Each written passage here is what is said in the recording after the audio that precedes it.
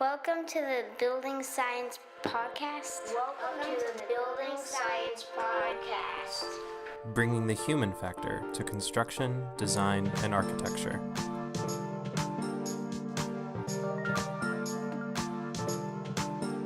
Brought to you by Positive Energy in Austin, Texas. Hey everyone, welcome back to the Building Science Podcast. My name is Michael, and I'm here with Christoph Irwin, the regular host of the podcast. Hello. We're here today to tell you a little bit about the future of what we've got going on here. We're very excited about the response that we've had to this podcast. It's been great with just 5 episodes, and we're working on planning out the next year of our material. We have a lot of really exciting co-hosts, a lot of really exciting interviews that we're going to do on a range of building science topics that we think you'll enjoy very much. Yeah, we got some great guest hosts coming your way and some really good people to interview. In today's podcast, we're going to go over some of the fundamental principles of HVAC. We feel like understanding the HVAC system and its components are crucial to really seeing it as an integrated system with the rest of the structure. HVAC stands for the letters HVAC, which in turn stand for concepts of heating, ventilating, and air conditioning. A couple of overarching comments about HVAC systems generally is one is that it's an evolving system, or more accurately, an evolving system of systems, and it could be and should be thought of as the comfort delivery system for the building. That's its main role. You have people in the building, they want to experience certain things, health and comfort being high on the list, durable buildings also on the list, and that's what the HVAC system is responsible for. There is currently an artificial distinction or separation between the building enclosure and the mechanical systems being another word for HVAC systems. Often on a job site, the mindset is that the job site is like a baton in a relay race, and it gets handed off between the people, at the highest level, between the people responsible for the enclosure, and then eventually for the people responsible for all the systems that go into the enclosure. That might work for electrical and plumbing. That view is wrong when it comes to a comfort delivery system. The enclosure is absolutely part of the comfort delivery system. Can't stress that enough, how important the enclosure is. These days there's this I don't want to call it a buzzword, but there's this. We can call it a buzzword. I'll call it a buzzword. It's a buzzword. Integrated design. It's out there. It's considered to be mecca for many architects and design teams. In the residential context, there is something of a fatal flaw. The flaw is that once the client has signed to have an architect design a house, the architect has, in most cases, has already shown him some drawings, some plans. They've done some programming. And eventually there's a swoon moment. The client goes, "That's the house. I want you to make me that house." And they enter into a contractual agreement to design that house. Well, the classic sense of integrated design is you start with the basics: orientation, aperture, shading, massing, all those basics, and then you move from there. In the residential world, integrated design really boils down to integrating the systems that deliver comfort and performance for the client into the building that the client has decided they want to have. So when you say systems, what exactly do you mean? Well, the big ones would be the mechanical systems, electrical systems, and plumbing, but within mechanical, we're going to be going through that list: heating, cooling, ventilating, etc. So that's what I mean by systems. That's a good point. And mechanical systems, that's typically what it means. You don't typically call your drain waste vent pipes or your copper supply pipes or PEX supply pipes your mechanical system. The water heater might get included in that. Pool systems would be mechanical systems. And of course, heating, cooling, ventilating, dehumidifying, all of those would be systems. And since we never see these systems, but we do know that they work together in a myriad of capacities, they're implicitly integrated, right? And so really putting some more thought to that and saying, we're intentionally setting these things up to work together. Right. That's the key moment, right? That is it, yeah. So there's lots of definitions of integrated design, and one simple one that seems to work for me is this idea of aiming toward multiple simultaneous positive outcomes. Aiming toward multiple simultaneous positive outcomes. Say that one more time for everybody. Multiple simultaneous positive outcomes. You aim from the start for that, and it really would start ideally with an owner's project requirement conversation where the owner has some implicit expectations on what the home's going to do for them, and you do this radical thing of you ask them and you write it down. That's pretty wild. I don't know. I don't know if the industry can handle that. Yeah. So integrated design's a big deal, and I want to just point out that in the residential world, you guys that want to do integrated design, fear not, you can do it. And it really involves, like, from a first order level, it involves the comfort delivery systems being integrated into the building. Think of it like a sports car chassis and suspension mixed to its engine. There is no separation from the user experience. It's a single integrated experience. And we build that machine, that car, to experience the desired results in a very similar way we do that with ours. Lily, come here. For you listeners at home, you've just heard of Lucy. She is a fantastic dog, and we really enjoy having dogs around when we do work or we record a podcast. She was a bit bored with what we had to say about HVAC systems and was rolling around on the ground. We snapped a hilarious picture of it, and it's available for you to see at our Instagram account, which is at PositiveEnergyATX. Back to the story. So when you say it's possible to integrate in the residential space, you mean that currently some system exists where there's not a lot of thought put into it in terms of how it's integrated. It's more or less just thrown up as an afterthought.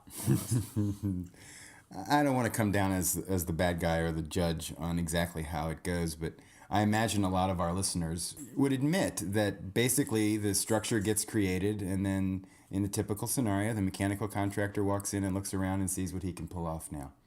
That's not integration. No, and it's not really true design either. It's wishful thinking, and you don't want to let the comfort of your client, the durability, the indoor air quality, sit on the shoulders of wishful thinking. Yeah, that's a big deal. Yeah, it's a big deal, and it's a bit of a pervasive problem, and there's layers and layers to this onion, and ultimately, well, maybe not ultimately, but one of the next layers down is that there's an expectation from our consumer base on how much a square foot of conditioned space is going to cost. Right. And implicitly within the builders and architect community, there is over time, and there's documentation on this. Over time, the relative cost of the mechanical system to the enclosure, to the overall project, has gone down. It's pathetic. Sometimes it's in the 1 to 3, 5% of all the construction costs are associated with the systems that deliver comfort. Mm-hmm. Well, I mean, that's the very reason that McMansions exist, right? It's people want these, they have this idyllic kind of home that's big, it's awe-inspiring when you see it, to the extent that you can't afford something that's highly customized and is actually performing. And so that's the disconnect that I see.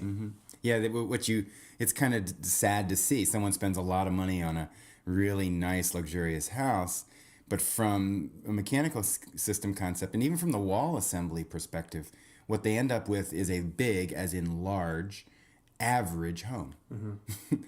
And that's not worth extra money. I mean, maybe if you have a lot of people in your family. So yeah, let's talk about the enclosure briefly. I've said in the beginning of this that you cannot overstate the role of the enclosure. It's constantly mediating heat, air, and moisture flow. If you want to maintain an indoor environment of a good quality, then you need to separate it from the outdoor environment. It needs to be separated predictably and reliably.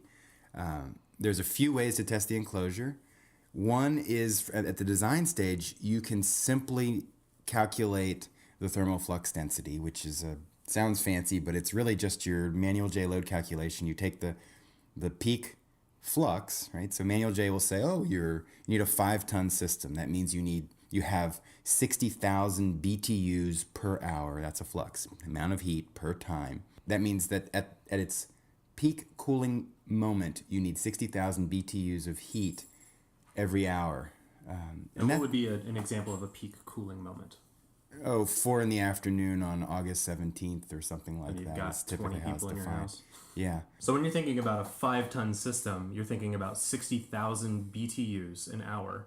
And a BTU, let's talk about that for a second. It's a kitchen match being lit and burning from end to end, right? A large kitchen match. A large kitchen match. So if you've got 60,000 of those every hour, that's 60 minutes in an hour. You've got 1,000 matches every minute.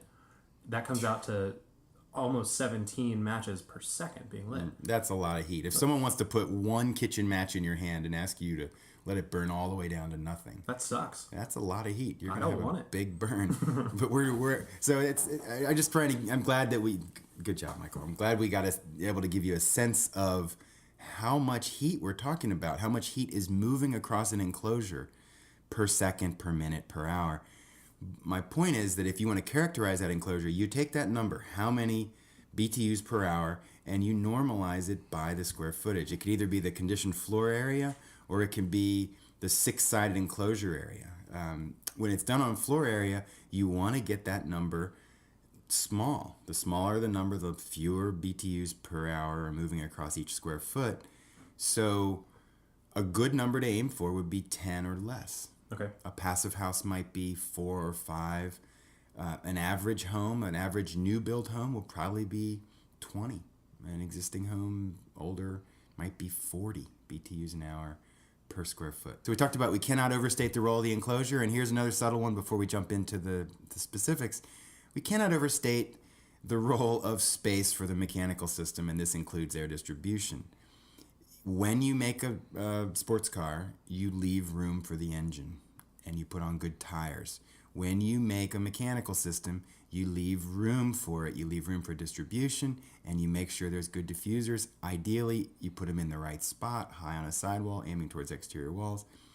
There are compromises, and we accept them regularly on our design projects, but that's a compromise, and if someone wants a slot diffuser or a floor grate, that's great. They do change the aesthetics and improve the aesthetics. They don't improve they don't improve mixing or throw, things like that.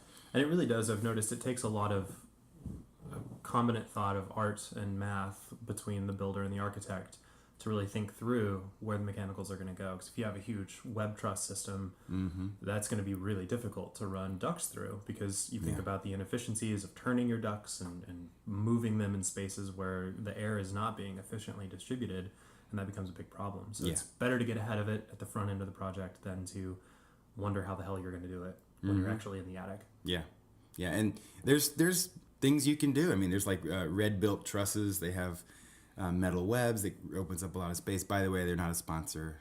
I probably should have said there's. We don't have any sponsors on this show yet. Yeah, not yet. Not yet. There are trusses that you can use. There's lots you can do, and the point is that conversation happening at the design stage, that's integration. That is the first order effect available for residential designers. Having these conversations early, getting someone on the mechanical side that understands enclosures and is sympathetic to something like thermal flux density and the implications of a large expanse of glazing and where the ideal spot and how the compromises are going to work. It should be noted that when thermal flux density gets really low, the locations of the diffusers and their throw and mixing becomes far less significant.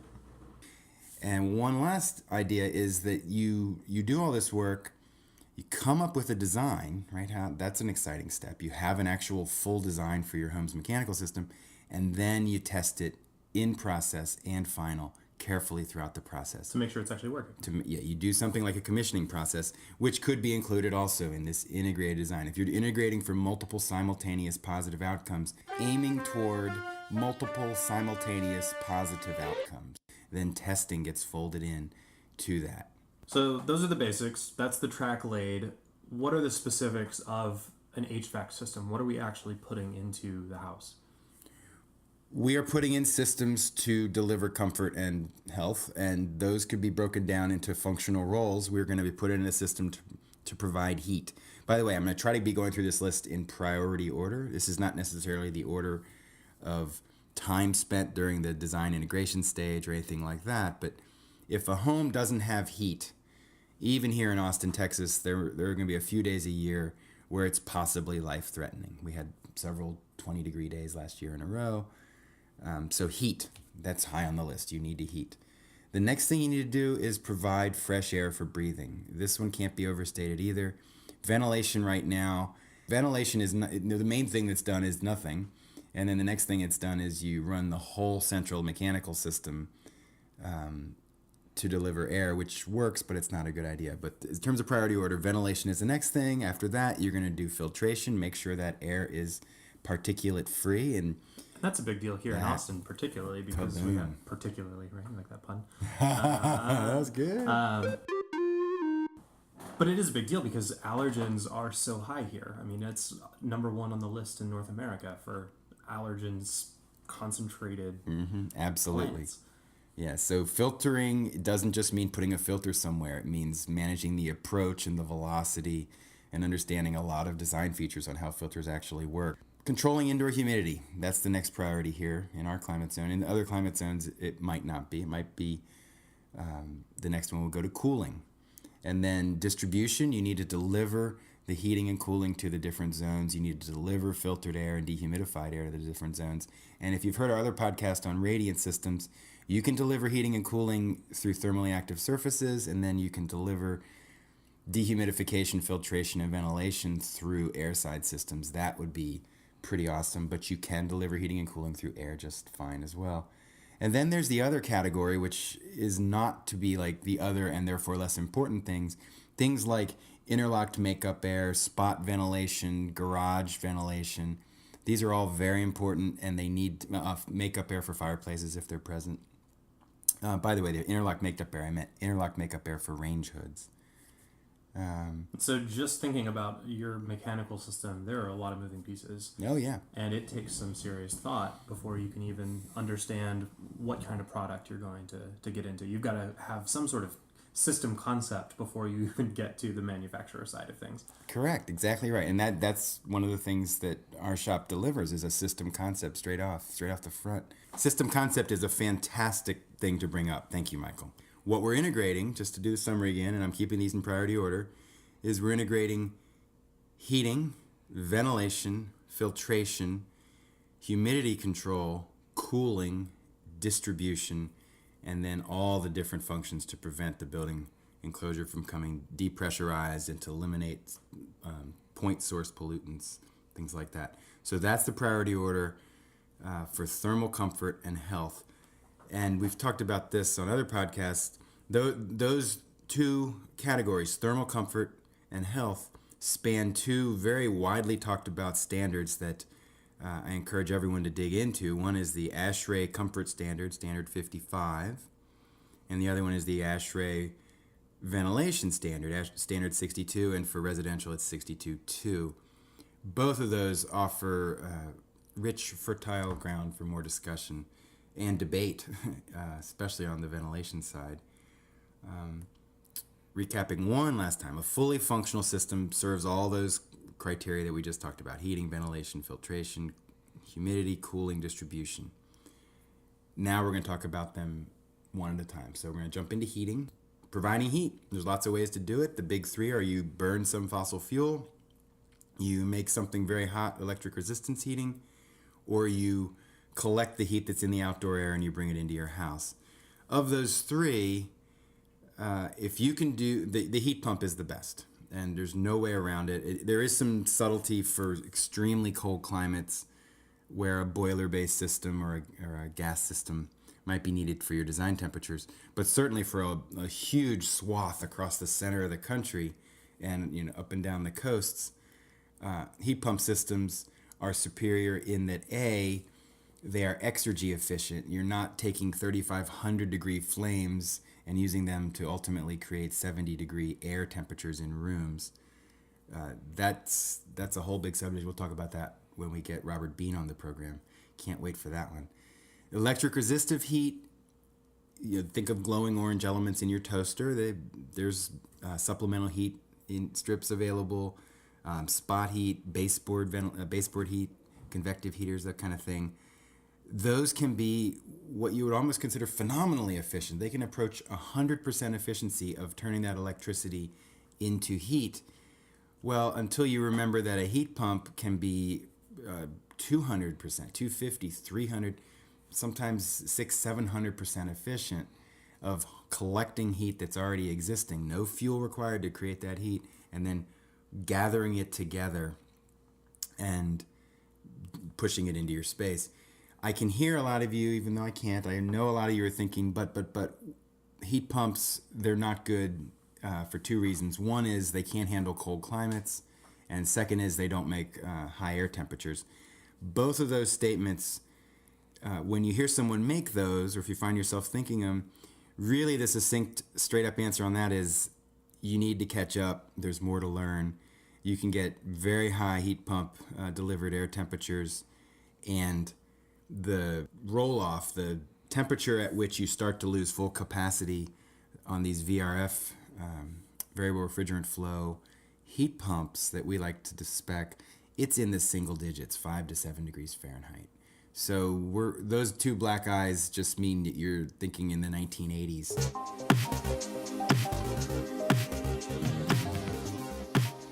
And time has passed.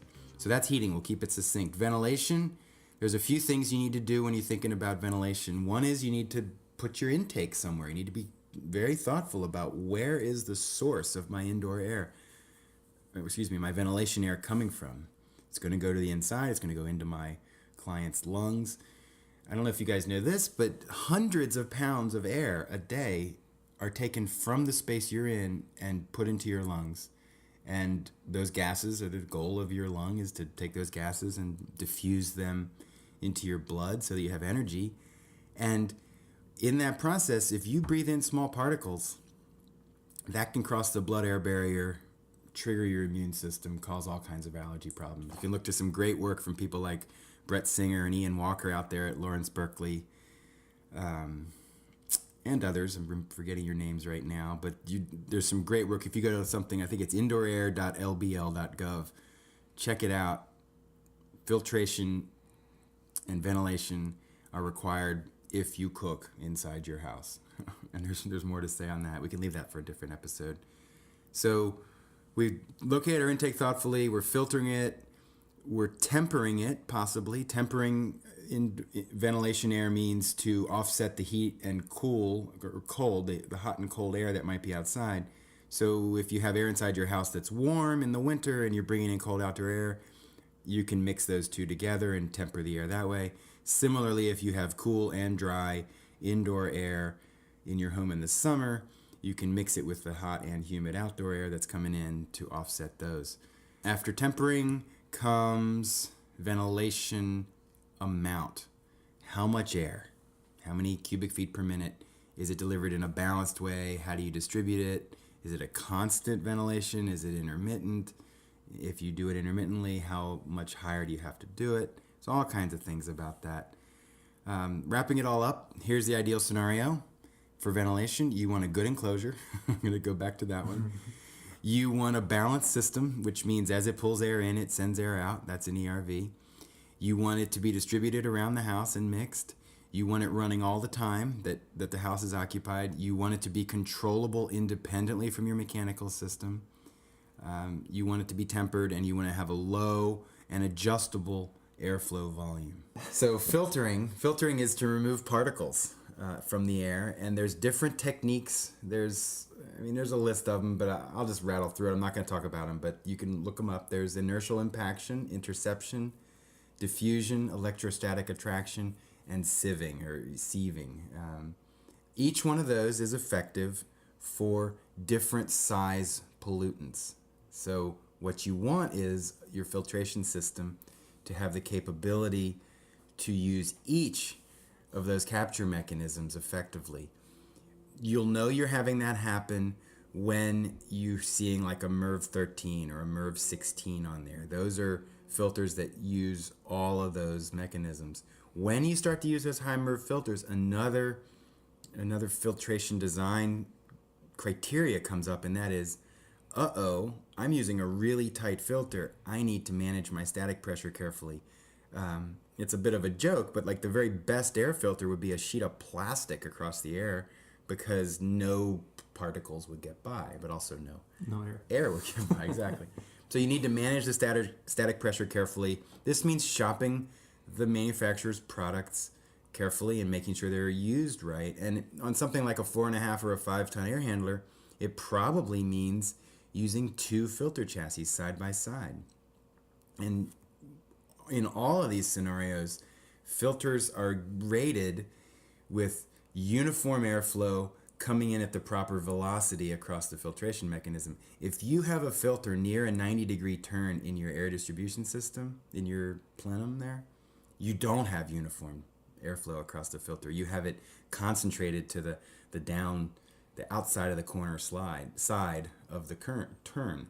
So that's problematic because it's throwing air just at one part of the filter. Exactly. So you'll find out that there's a strip of dirty filter, but what you get is a bunch of turbulence on the inside and no laminar flow, and the filter is ineffectively used. So the approach and the velocity of air are something that your designer needs to be paying attention to. And I guess the one other thing, it's not tied into filtration, but since we already talked about cooking, these particulates come from cooking.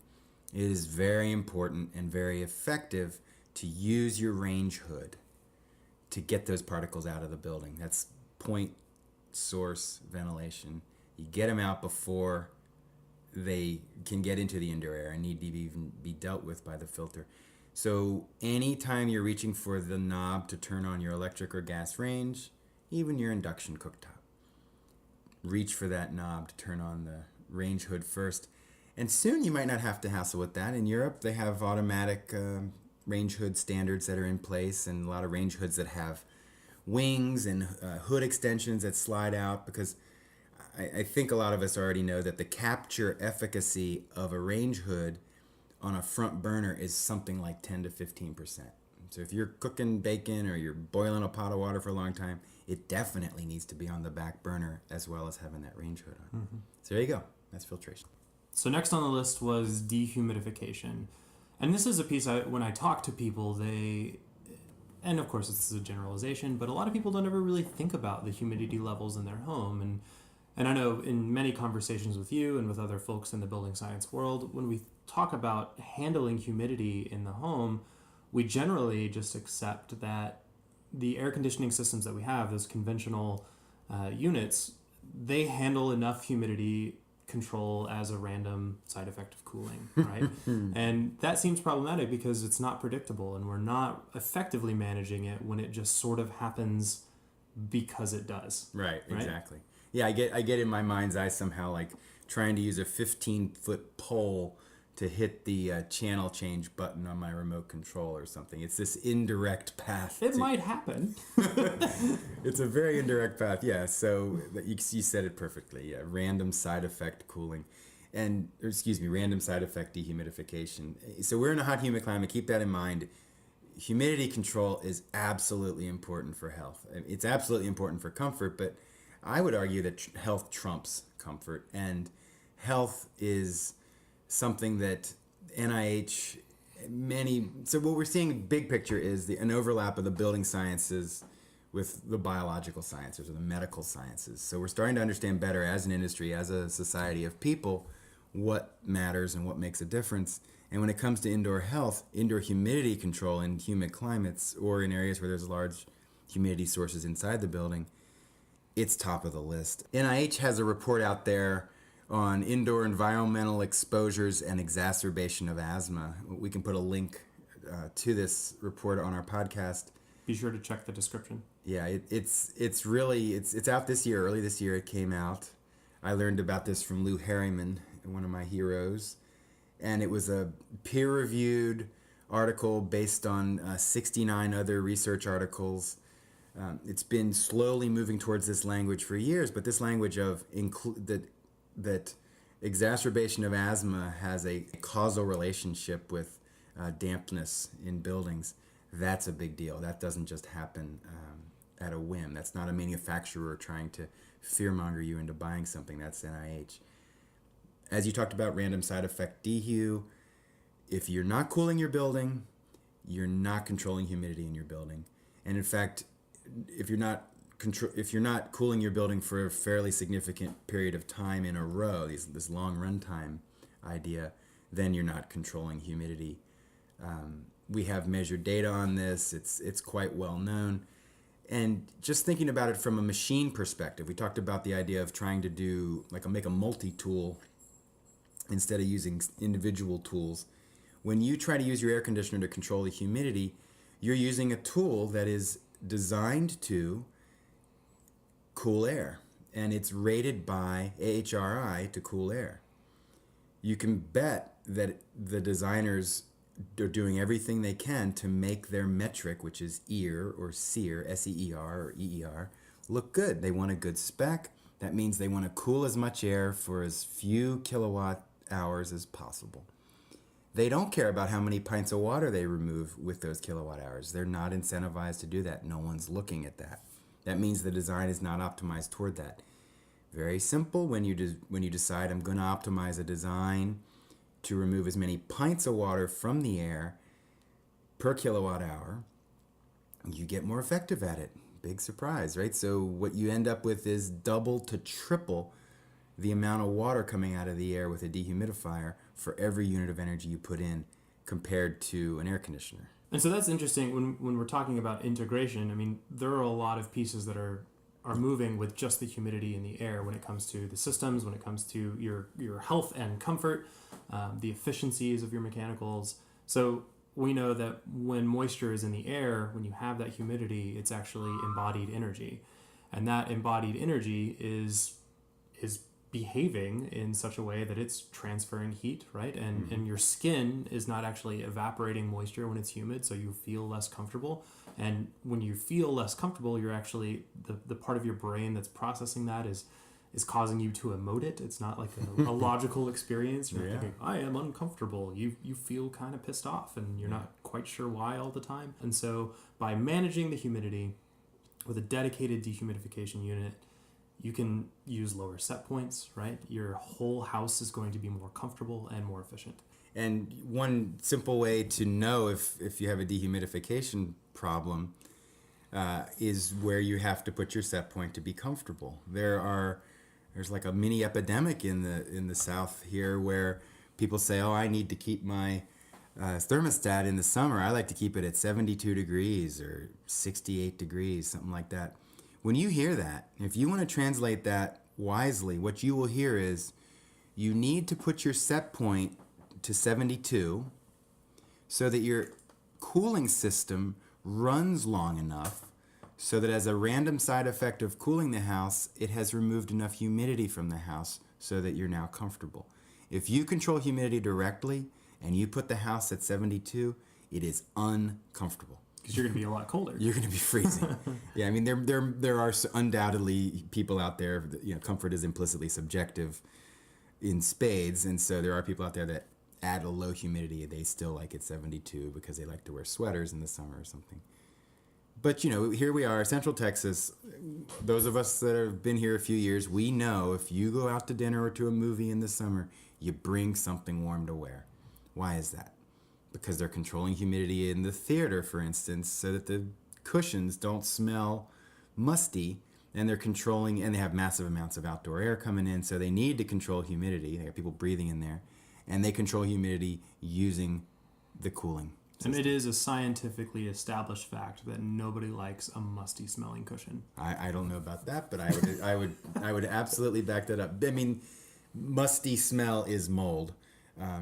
All the fancy mold detection gadgets out there, no one's invented one better than our nose. When you walk into a house, boom, there's mold somewhere in here. And, this whole musty mildew, it's like this friendly, I don't know, kind of sanitized way. That's pun on mold. It's like a friendly way to say mold, right? Mildew is mold on a surface, in a fabric. So, and just to fully disclaim, if you hadn't picked up on the sarcasm there is no scientifically established fact that musty cushions are undesirable, although we can make a pretty good assumption that they are. I would put money on it if someone wanted to wager.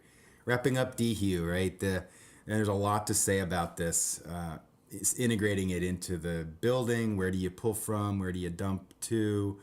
How do you integrate it with the distribution system and the mechanicals that are already there? There's a lot to say about that. There's many alternate configurations that are possible. The main thing is to do it. If you're in a humid climate, codes are getting tighter in terms of energy use and energy transfer inside the building. That means, they're better insulated and airtight. And what this means is that your mechanical system run time is shorter. That means that your side effect random dehumidification is getting less effective as codes are advancing. It's pretty simple. So the last piece of really humidity control that we haven't touched yet are ERV units, which is an enthalpy core. Why don't we spend a few minutes kind of unpacking that? So ERV stands for enthalpy, recovery, ventilator, often referred to as energy, recovery, ventilator. Enthalpy and energy, it's the same thing. It's just different backgrounds, I guess. Enthalpy means the heat contained in the molecular vibration of the air molecules, as well as the amount of latent heat stored in the air as humidity in the air, which means more energy in the air. So there are ERVs out there that have integrated dehumidifiers and the ability to control moisture in both summer and winter. So this means you're ventilating and tempering your air all the time, and yet never over drying even in the winter. You're capturing the humidity that's in the indoors in the winter and not allowing it to go outside with the ventilation air. That's pretty cool. There's Air Pahoda is the only one that I know of that has an ERV with controllable moisture recovery in it. ERVs in general, though, they get a black eye in hot, humid climates because people say, oh, I use my ERV and my house got really humid whenever I run my ventilation system. That is pointing to the lack of independent humidity control. So what that means, what I'm saying specifically is the ERV works based on having a hot, humid airstream outside mixing with a cool and dry airstream from the inside. If you just have a cool but not dry airstream inside, your ERV is not going to work. So ERVs need to ERV people that are speccing them and designing them need to be mindful of that they need to provide for dehumidification control. So the last one, the last big function, and then we go to distribution and other. The last big function is cooling. Cooling. It's a big deal. We've talked about on the show before that we like to spec the variable capacity equipment. One of the main reasons for that is efficient part load cooling performance. This means that when it's not 4 o'clock in the afternoon on August 17th, or whatever the day is, whenever it's not peak cooling load moment, it means you're still able to cool your house efficiently. Right? The metrics that we have out there, they really are set up to tell you how your air conditioner runs when it's running flat out, how efficient it is. They're not set up to tell you how efficient it is when it's running during part load. And the answer is it doesn't. If it's a standard single speed system, there is no part load performance. It just turns on and off more. It lets the heat build up and then it crushes it with full capacity and then it turns off. And then the heat builds up, crushes it with full capacity, turns off. It's like getting rid of your accelerator pedal in your car and just using your ignition key with the engine floored. Trying to stay in the speed limit. Yeah, so it's rough. Part load is real. I mean, it's very real. We all know this. Just take a day off work and sit in the middle of your living room all day long with your air conditioner off, and you'll see that the heat comes in and goes out. The weather is constantly changing, and your enclosure is essentially a fixed entity. Now, it's constantly mediating heat, air, and moisture flow, but it has a certain fixed relationship to being a barrier to those forces or the mass and the energy there. So part load is definitely part of the equation that you're dealing with when you're thinking of a cooling system. And you can lose sight of that partly by there's a lot of parts in this sentence, partly by the existence of Manual J. Manual J, people say I need my load calculation. Well, hidden in there is Manual J is a peak load calculation, right? So I need my peak load calculation. This is like saying I need to know, let's say you have a pickup truck, you need to know the weight of the load you're going to put into the bed, the heaviest load you're going to put into the bed that year. So that's what you use to buy your truck. Mm-hmm. So very much the same. Manual J is telling you that peak load moment. Slight difference in that a load on Manual J, it's a rate of energy transfer. It's not a static thing like a weight of logs in your truck. So there's so much to say about cooling. I don't really know what to say about it. Well, I can speak from experience. We have a VRF unit in our office, and it is incredibly comfortable because there are days when it is very hot here in Austin, and it does a good job of meeting the demand. You always feel comfortable. And then there are other days, like even in the morning, let's say I have a hot day, it's not quite gotten to the really uncomfortable temperature in the afternoon. It's still relatively pleasant in the morning, but it's not so pleasant that you would want to sit indoors without anything on. That VRF unit is not putting out as much cooling, which would have made me cold and a bit uncomfortable in the office. But it is putting out enough that I feel like, wow, this is a stable indoor environment for me to be in. I can think clearly. Yeah. And it really does a good job of meeting those demands in the variable capacities that they show up. Yeah, exactly. And energy-wise, we have a wall unit and a compact ducted unit. Our wall unit is pulling something like 0.2 amps. It's using about as much energy as a light bulb inside there when it's cooling. It's very efficient, very effective. So just wrapping it up, right? There's basically three choices when you go out on the market to buy cooling equipment. They're all based on the vapor compression cycle. Vapor compression cycle is basically based on the quote magics of physics and thermodynamics. It's like a big shovel to move air from inside to move heat from one place to another. So for cooling, everything's based on that. And then there's three main flavors out there. There's single stage or fixed capacity systems, which come on, they're floored, they run at that capacity.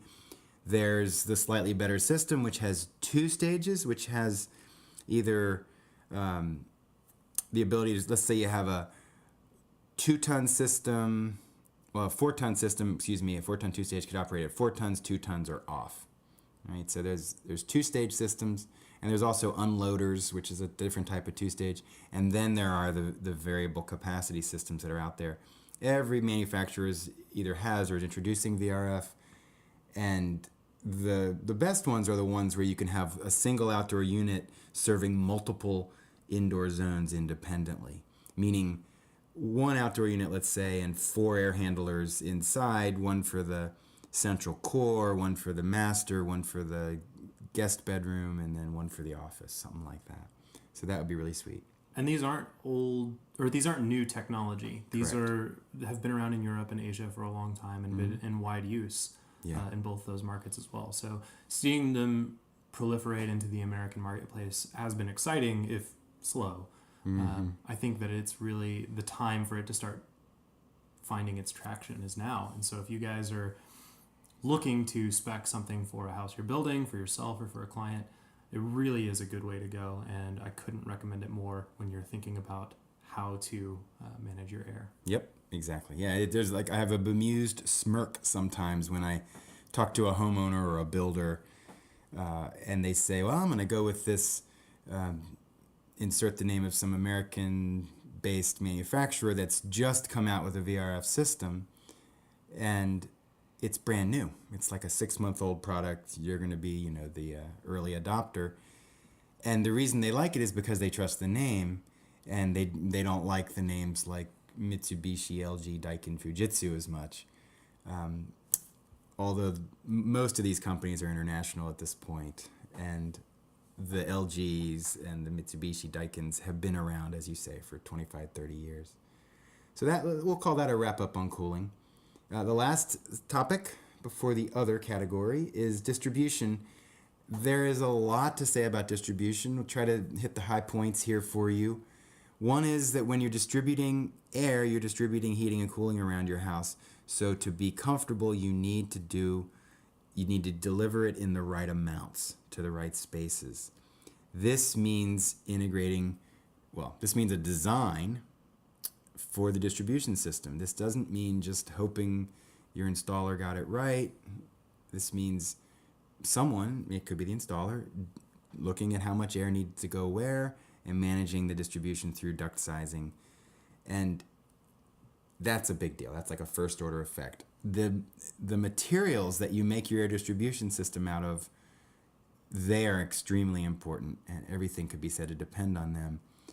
The summary on that is flex duct, so duct board plenums and flex duct can be used right. It's rarely done right. I mean, the plenum design, particularly where you locate where you locate the trunks on the plenum is a big deal. I don't want to give away too much of our design secrets, but I'll tell you guys a couple of them. So the supply plenum is the bit of duct board that sticks out on the supply side where the filter isn't on your air conditioner.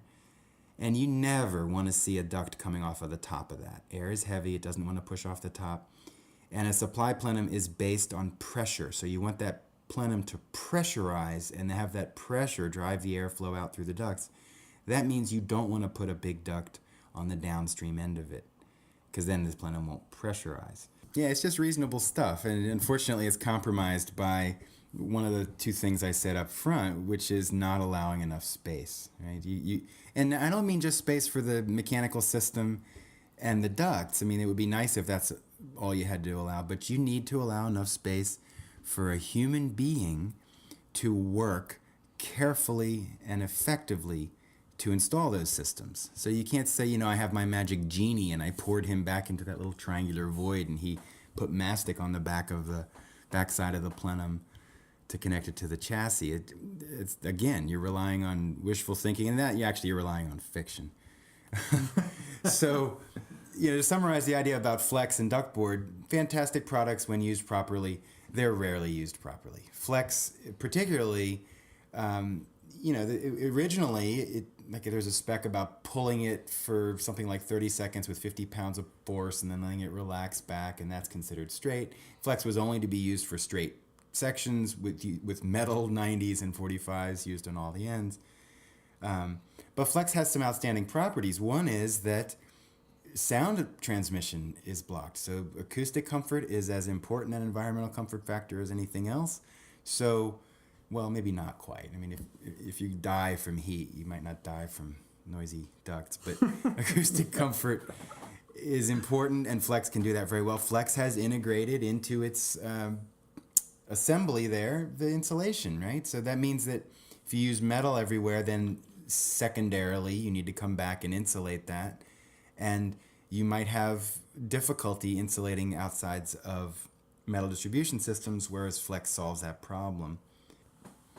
Well, Flex can also create a problem too. Flex allows ductwork origami to occur. You can cram it into all sorts of strange volumes and passageways, and in so doing, create all kinds of bends and turns. And Flex is made out of a spiral spring. If you push it close together, well, then it's very bumpy and air doesn't want to flow across it, so you get a lot of turbulence. Yada yada yada. You get where this is going. This is having to do all these restrictions to moving air through your distribution system. They're not free. You have a motor on the other end, and its job is to push air through that system. If you make it hard, it's going to work harder and use more energy. And in fact, in our new world of ECM motors, electrically commutated motors, versus the permanent split capacitor ones that used to be out there, the PSC motors, permanent split capacitor ones, they would just come on and move it and come on at a certain speed using a certain amount of power, and if the air didn't make it out the other end, well, they didn't care. They didn't use any more energy. The new ECM ones, they're going to ramp up their RPMs and their energy use to try hard to move air. So the sad reality is that you can go on a retrofit situation, take out a PSC motor-based system and put in an ECM motor-based system and use more energy.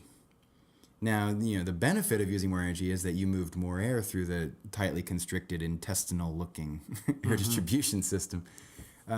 So what I'm saying is that design for your air distribution system, it should be part of your integrated design process. It should align with the volumes and cavities of the space. It should be matched to the CFMs you want to deliver, where you want to deliver them. Are they coming out of a ceiling or a sidewall or a floor?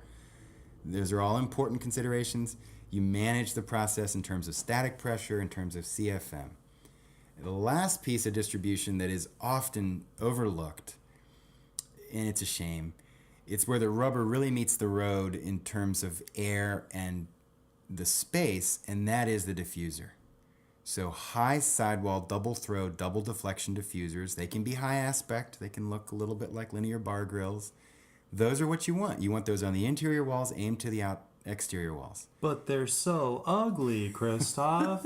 My clients will never want them. Yeah, I don't know. Like, do your clients look at the nice tires on their sports car and say, "Oh, they're black," and they're, I don't like the way the tread looks. It's a functional item.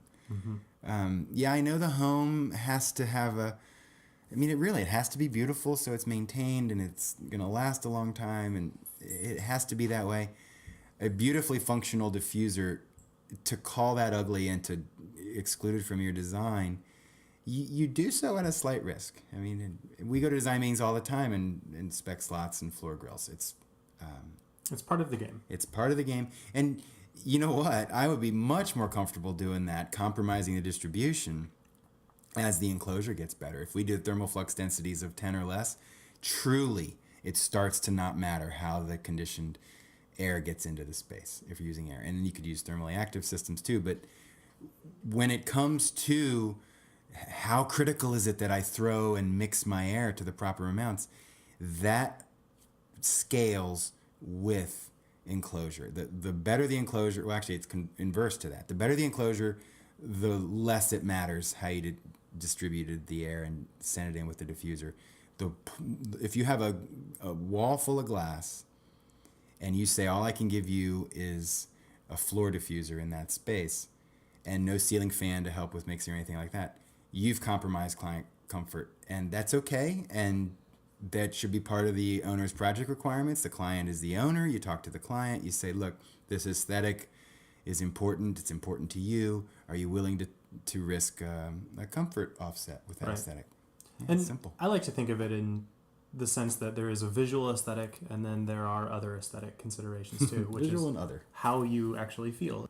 And so as long as the knowledge is there and the client does understand that there is some sort of compromise being made, then we've done our due diligence. That's exactly right. Because we can advocate for something all day long, but you can't really change someone's mind. Mm-hmm.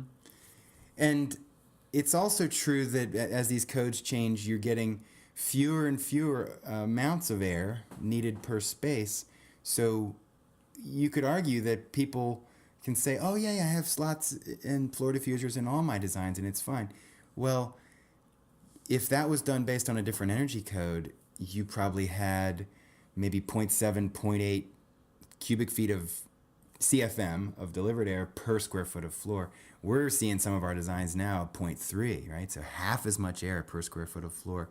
One clue as to whether you're getting this stuff right on your designs is if you have a drawing of the mechanical system, if you have a list of the diffusers that are going to be used. If that list of diffusers, it needs to say where they are, what type they are, how many CFM are coming out of them, what size duct they're attached to, and then ideally the actual specific manufacturer model number for the diffuser with all the colors and opposed blade dampers and all the different accessories you can do for them.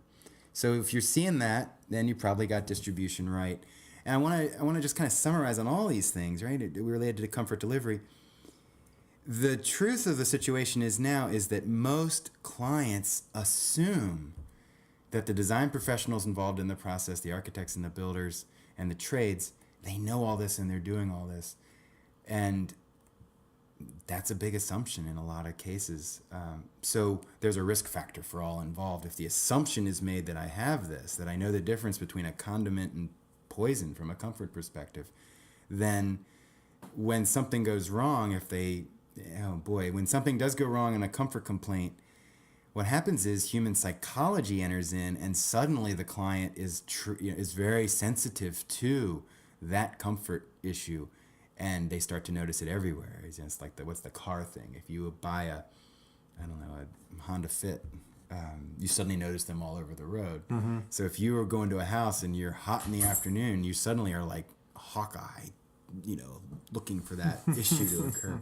And that's a big tangle for everyone involved. Mm-hmm. So last tiny little piece about distribution is don't forget, it doesn't have to be air to move heat and cool. Air does need to be involved for breathing and filtering the air and dehumidifying it, but it doesn't need to be involved for heating and cooling. You can do that with thermally active surfaces. In my climate, probably the ceilings. Let's wrap up. Well, we've talked a lot about an immense amount of complexity when it comes to thinking about your home's HVAC. It's not just your AC unit that a lot of people consider, right? There are a ton of pieces to the puzzle. There's the enclosure, there's dehumidification, there's heating, there's cooling, there's ventilation, there's filtration, there's so much to consider, right? And we want to make sure that you have informed and thorough conversations about this for every project that you get involved on, because it is your responsibility as the architect, as the builder, as the concerned homeowner who's commissioning this house. Yeah. You've got to make sure that if you really care about this stuff, that it's taken care of in the right way. Yep. I'm going to do my little summary too. I have some ideas came up while you were talking there. When it comes to the integration that we talked about, the integrated design, we have all those things that you just listed. And we also have the fact that we're going to need to deal with the water. How do we heat it? How do we move that around? That can be thought about. Can we reject some of the heat from our mechanical system in the summer into the water? That's called de-superheating. That's a big deal. When the range hood comes on, is makeup air provided? When you come and go through the garage door, are you making sure that air, when it's an attached garage, are you making sure that air is not going to be able to make its way into the house? Lighting could be integrated. On-site energy production and energy storage could be integrated. And then the very last piece is the controls piece. And that could be, and I guess should be, a whole talk on its own. Summarizing them right now is that separate controls is a good thing. Distributed systems, controllable independently, where the controls are kept as simple as possible, is probably the way to go. And the Internet of Things is the elephant in the room here. It's having huge and still undetermined implications in that product space. There is, believe it or not, even after all this time, more to say. But we have more podcasts to record. We do have We more to can't say. give it all away in one. Yeah, that's true. Don't be shy to spend money on taking the time to design, commission, and install properly your mechanical system. It really is a drop in the bucket for most budgets that are building a custom brand new house. And when you can communicate the importance of it, that's really where the budgetary concerns really diminish. Yeah, if you ask your average client, if you say, what do you think about 10% of the construction costs being used for the mechanical system installation, testing, and design? Right, 10%. That's kind of like saying the engine of the car is 10% of the cost of the car. Do you think the average client is going to go, oh my goodness? In fact, if they found out that it was 1 to 3%, that's typically the case. That, I bet, would cause them to have some reaction. So work with a smart, motivated, functional team. Talk to your clients. Write things down in an OPR if you can. And do integrated design. Test it, and you're good. And be sure to keep listening to our podcast, because we have a lot of great ones coming up. Yeah, we really appreciate you guys out there. We couldn't do it without you. Thanks so much, everyone. And if you have any questions, don't hesitate to get in touch with us. We're at positiveenergy.pro. We'd love to hear from you. See you next time.